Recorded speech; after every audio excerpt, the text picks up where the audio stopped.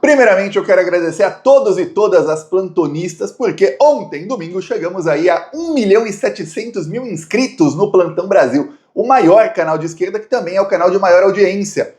O Plantão Brasil tem aí mais de 30 milhões de visualizações de vídeo mensais, então agradeço a todos e todas as plantonistas. Sem vocês, nós não seríamos nada aqui, e nós estamos fazendo aqui uma revolução no Brasil, porque o Plantão Brasil é um grande centro de combate à extrema-direita. Eles estão crescendo, mas nós estamos aqui não só resistindo, como batendo forte neles sempre. E olha, agora vamos falar aqui de uma notícia grave.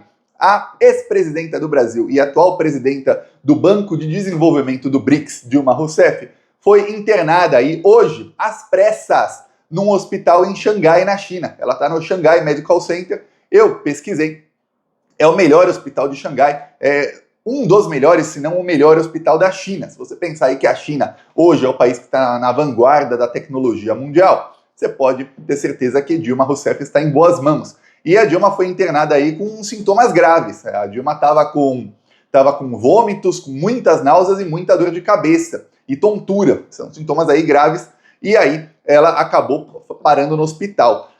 Vamos lembrar que a Dilma tem 77 anos, ela é presidenta do Banco do BRICS e teve um acordo do governo Lula com o Vladimir Putin, que é o presidente da Rússia, para que a Dilma fique na presidência do Banco do BRICS por mais 5 anos, até 2030. Dilma será aí a líder do processo de desdolarização no mundo, aquela lá que foi sequestrada, presa, torturada pela ditadura militar que foi financiada pelos Estados Unidos da América, pelo imperialismo dos Estados Unidos.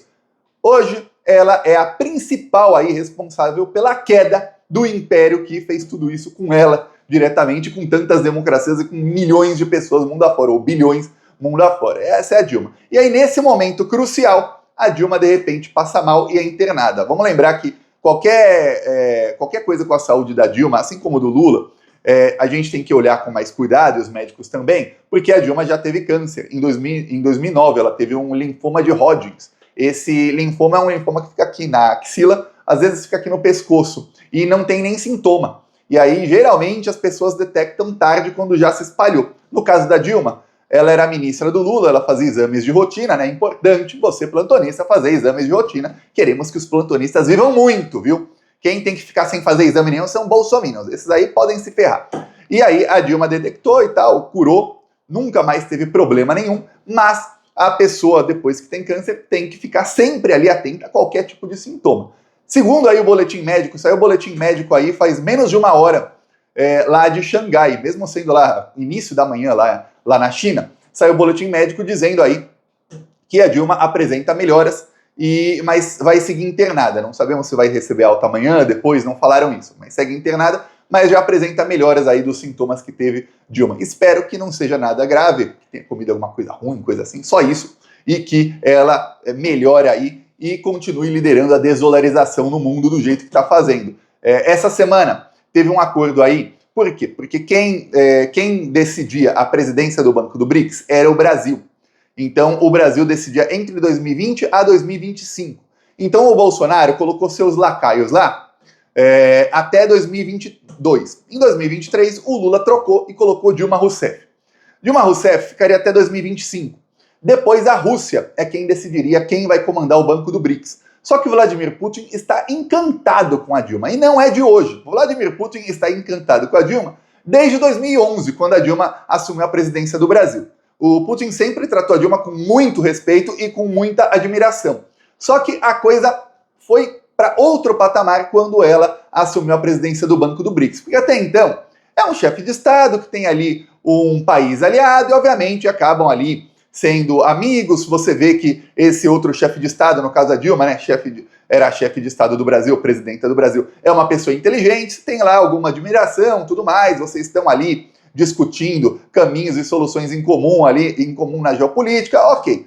Outra coisa é quando você vai fazer um trabalho técnico com a pessoa. E aí a pessoa não está ali agindo como um político, como um chefe de Estado, e sim, olha, um trabalho técnico. A Dilma entrou na presidência do Banco do BRICS e eu lembro que desde que eu comecei o Plantão Brasil em 2019, eu falei o seguinte, olha, teve um erro do Lula na indicação da Dilma para a presidência, que era uma coisa que o Lula subestimou, que é a safadeza dos políticos brasileiros. A Dilma seria uma excelente presidenta da Dinamarca, da Noruega, da Suíça. A Dilma é muito técnica. A Dilma não gosta de lidar com um bandido, que é o Centrão aí, que não tinha esse nome ainda, não tinha essa nomenclatura ainda quando ela foi eleita, mas que já existia. E o pior é que o Centrão começou a ganhar muito mais força aí em 2014. Aí não teve como, ela sofreu um golpe.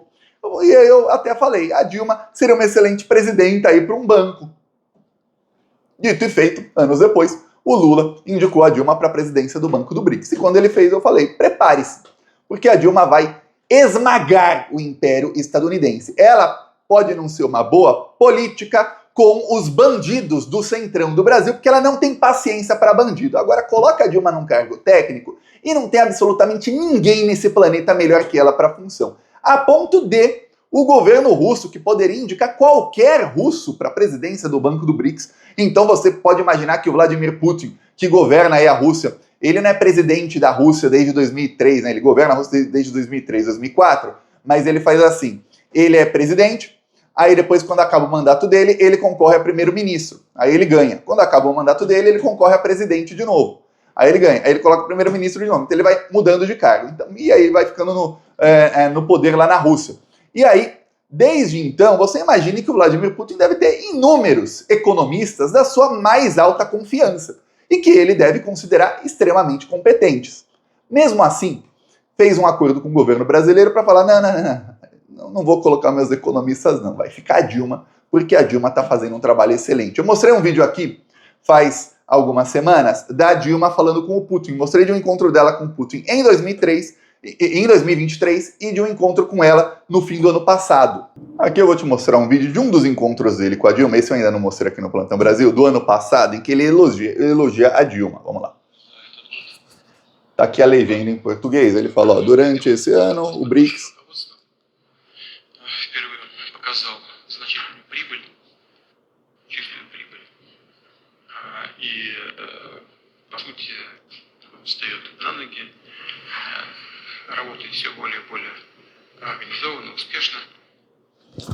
elogia ali que o Banco do BRICS começou finalmente a dar lucro, e lucros sólidos e líquidos, e que começou a se organizar e a se bem suceder. No outro vídeo que eu mostrei, que eu não consigo achar aqui, foi deletado aí do Twitter deleta vários vídeos aí antigos, o Putin falava com a Dilma sobre a ideia que ela teve de, em vez de começar a desdolarização, simplesmente pararem os países de usarem dólar, que já está acontecendo, de criar um novo sistema de pagamentos. E aí foi o que se chama em inglês de game changer, que é aquilo que muda o jogo, aquilo que vira o jogo, a virada do jogo, que é, vamos parar de usar o dólar, os Estados Unidos vão impor tarifa a gente.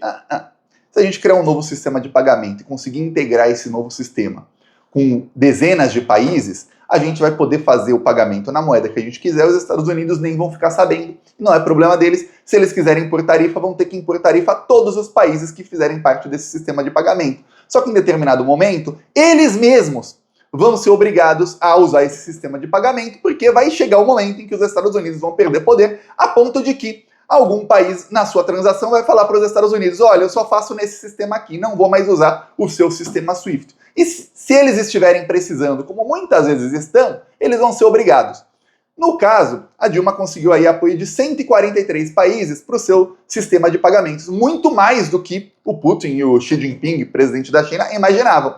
Então, ela passou a fazer duas coisas. Primeiro, o Banco dos BRICS passou a agir como um BNDES mundial. Em vez dos países ali que querem fazer um investimento, pegarem dinheiro do FMI, e aí o FMI faz o quê? Começa a cobrar juros extorsivos e vai falar para esses países, olha, acaba com a aposentadoria aí dos idosos do seu país, porque você tem que parar de gastar com idoso para sobrar dinheiro em caixa para pagar os juros para mim. Olha, faz uma reforma trabalhista aí no seu país e aumenta os impostos aí dos trabalhadores, porque a gente precisa que os seus cidadãos paguem aí muito imposto para ter dinheiro em caixa para vocês pagarem os juros que nos devem. É assim que o FMI faz com os países que devem para o FMI. Eles exigem políticas de austeridade que fazem com que esses países fiquem cada vez mais pobres. A população fica bem empobrecida. Era assim no Brasil, no governo Fernando Henrique e nos governos anteriores. O Lula acabou com essa palhaçada. Pois bem, a Dilma cria o Banco do BRICS e fala, não, a gente empresta aí dinheiro para os países que querem fazer projetos de infraestrutura a juros bem baixinhos, a gente não se mete na política desses países. Se vocês têm políticas aí de gastos públicos, chamam gasto público, para mim é investimento, em gastos sociais, ótimo.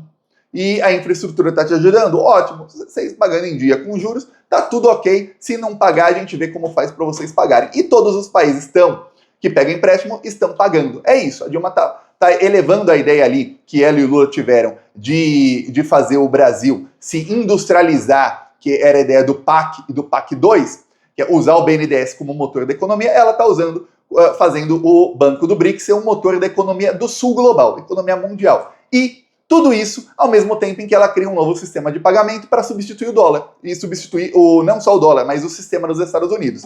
Aí nesse momento a Dilma fica doente. Aí você fala, pô, peraí. A gente tem que cuidar da Dilma, assim como a gente fica com medo das viagens de avião do Lula, fica com medo aí de alguma coisa possa acontecer com o Lula, também tem que ter com medo com a Dilma, porque se você pensar em geopolítica, hoje, a Dilma é até mais importante que o Lula, porque a Dilma está no cargo da presidência do Banco do BRICS, em contato constante com o presidente da China e da Rússia. O Lula, obviamente, é o presidente aqui do Brasil, que tem hoje um posicionamento geopolítico muito importante, mas a Dilma está lá, no olho do furacão, sempre. E está lá tomando as decisões. Obviamente, quem a colocou lá foi o Lula. Se não fosse o Lula indicá-la, ela não estaria lá, estaria outra pessoa. Então, nesse momento aí, obviamente, se tem alguém que os Estados Unidos da América não querem ver bem de saúde, é Dilma Rousseff, saiba disso. Assim como não querem ver bem de saúde o Putin e o Xi Jinping. Mas a Dilma está sendo muito bem cuidada lá na China, pode ter toda a certeza do mundo disso. Essa semana aí está sendo marcada, a semana passada foi marcada por isso, e essa semana está começando agora, mas na segunda-feira já deu para ver aí o posicionamento. Os Estados Unidos, eles fazem a política do Trump, que é a mesma no primeiro mandato, e que a imprensa faz um escarcéu danado e tal, mas que a gente tem que ver que ele fala muita bravata, como disse o Lula, que é a política do ele morde e assopra, às vezes até acaricia, não só assopra. O Trump começa a morder o BRICS, depois ele assopra. Se você for ver, na semana passada ele ofereceu um acordo comercial com a China. Ele quer um acordo para que não tenha tarifas da China para os Estados Unidos e nem dos Estados Unidos para a China. Só em algumas coisas que já tem se manteria e outras coisas não. O que o Trump está desesperado é porque ele quer semicondutores e chips. Para que as empresas estadunidenses tenham aí uma inteligência artificial boa, eles precisam de semicondutores. Tem uma empresa que opera na Bolsa de Valores dos Estados Unidos, que é a NVIDIA. NVIDIA, eles têm chips de última geração. E o governo Biden proibiu que esses chips fossem vendidos para empresas chinesas e para empresas ali de países próximos à China. Só que o que acontece é que muitos desses chips estão entrando na China sim. E o Trump tentou também barrar isso, só que ele não consegue. Para piorar, logo aí nos primeiros dias do governo Trump, foi anunciado aí que uma empresa de inteligência artificial da China, que é a DeepSeek, sem esses super chips e com um investimento muito menor, conseguiu aí um resultado em inteligência artificial melhor que os Estados Unidos, que as empresas estadunidenses. E ali, em um dia, essas empresas perderam $1 trilhão em valor de mercado. O que acontece? O Trump começou a anunciar aí que vai ter muito investimento em inteligência artificial, e ontem o presidente chinês falou, olha, a inteligência artificial de nova geração, ele já falou melhor do que a que temos hoje, é a prioridade aí da China hoje, porque essa é a tecnologia que vai mudar o mundo. Então essa é a nossa prioridade. Diferente dos Estados Unidos, o presidente da China, ele não precisa ficar fazendo populismo barato e anunciando, olha, vamos investir tantos bilhões. Não. A China, para quem não sabe, tem mais de 15 mil empresas estatais. Em todos os ramos que você puder imaginar, tem empresa estatal da China. O Estado lá é forte, muito forte.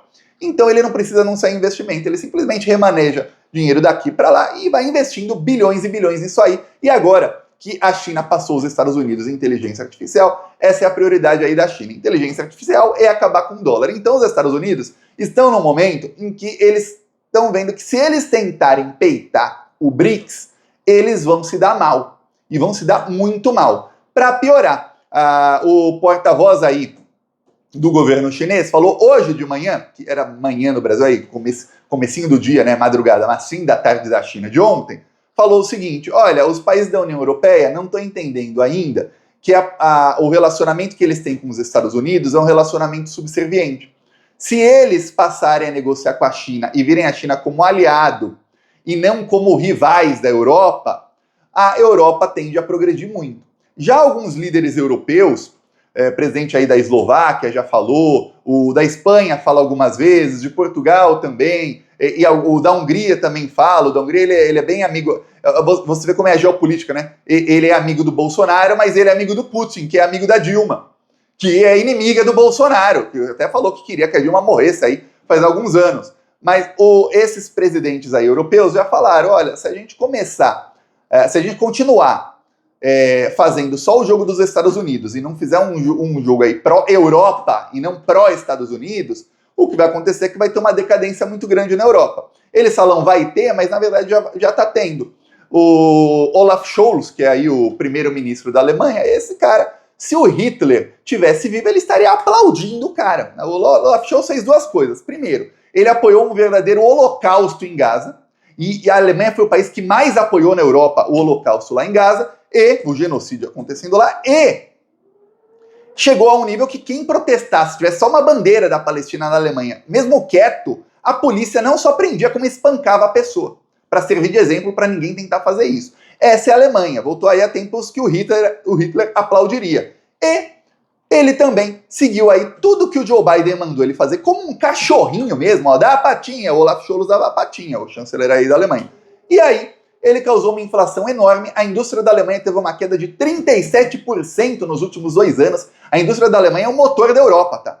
Uma queda de 37% da indústria é muito grande, para você ter ideia, a Argentina do Milei teve uma queda de 50%.